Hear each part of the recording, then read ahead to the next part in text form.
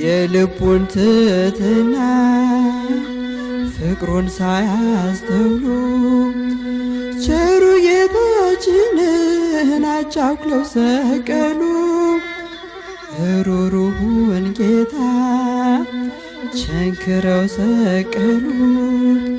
ሞትን አስወግዶ ቢሰጣቸው ሕይወት ሞትን አስወግዶ ቢሰጣቸው ሕይወት እውነት ስለሆነ ኢየሱስ ክርስቶስ ዋለ በአደባባይ ሲሰደብ ሲከሰስ የሐሰት ዳኝነት አምላክን ወቀሰ።